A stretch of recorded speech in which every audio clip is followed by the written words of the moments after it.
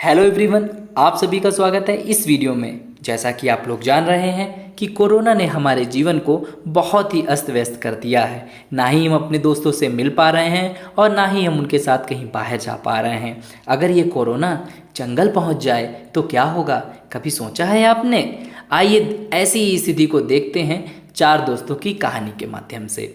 देखते हैं, एक जंगल में एक बार 4 दोस्त थे। वह बहुत ही अच्छे दोस्त थे। उनमें एक हाथी था, एक बंदर था, एक मधुमक्खी थी और एक चींटी थी।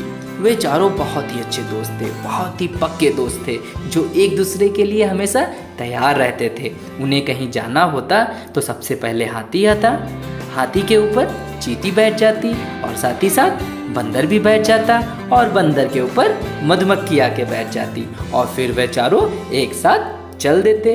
इसी तरह जब उन्हें कहीं पिकनिक मनाना होता तो वे पिकनिक मनाते। अगर उन्हें खेल खेलने होते तो वे साथ ही साथ खेल खेलते।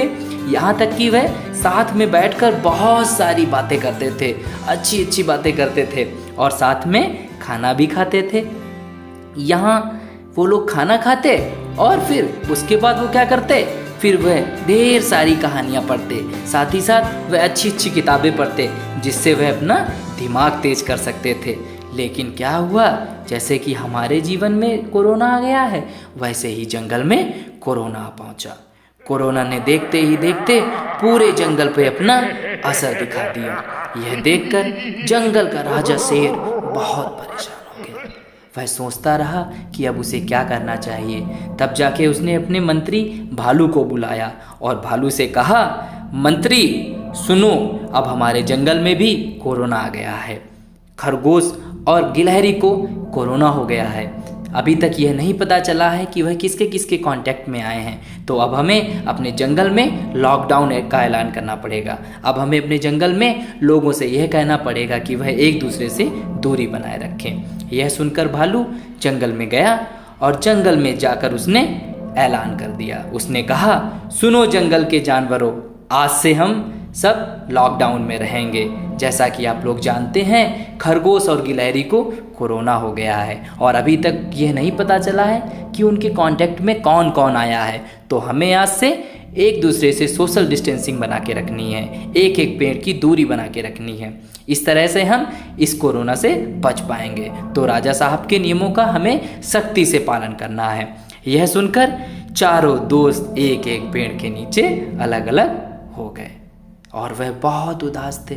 वह दिन ब दिन रोते जा रहे थे, लेकिन कुछ भी इधर से उधर नहीं हो रहा था। कुछ दिनों के बाद हाथी तो अपने कामों में लग गया, वह रोज अपने सारे काम करता। बंदर भी कुछ समय के बाद अपना काम करने लगा, खुश होने की कोशिश करने लगा। लेकिन मक्खी और चींटी दोनों बहुत उदास थी।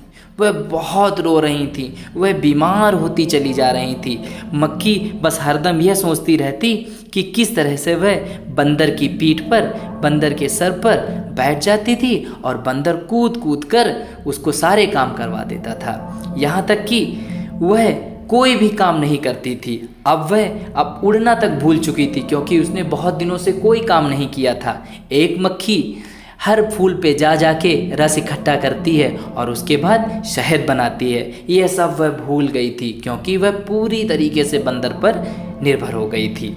अब वह कुछ भी काम करने के लायक नहीं थी। इस तरह से मक्खी दिन ब दिन बीमार होती चली जा रही थी।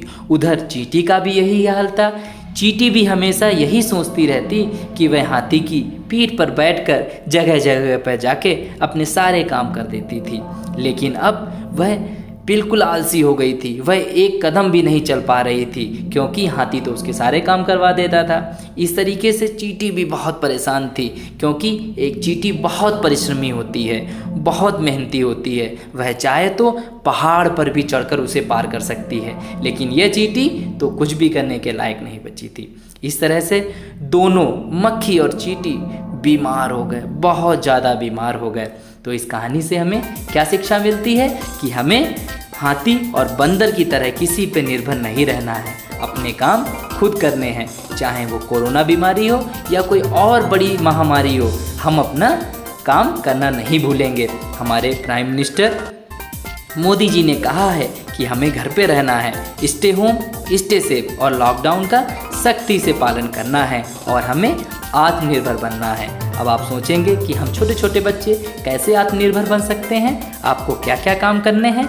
आप घर में मम्मी की मदद करिए, पापा की मदद करिए, दादी को पानी दीजिए, दादा को छड़ी दीजिए। घर में अगर लाइट बेफालतू में जल रही है तो स्विच बंद करिए। इस तरीके से आप छोटे छोटे कामों को करके आत्मनिर्भर बन सकते हैं। अपना खाना खुद परोसिए, अपनी प्लेट खुद धुलिए, छोटे छोटे काम करिए और आत्मनिर्भर बनिए। इसी के साथ यह कहानी ख़त्म होती है। Bye bye students.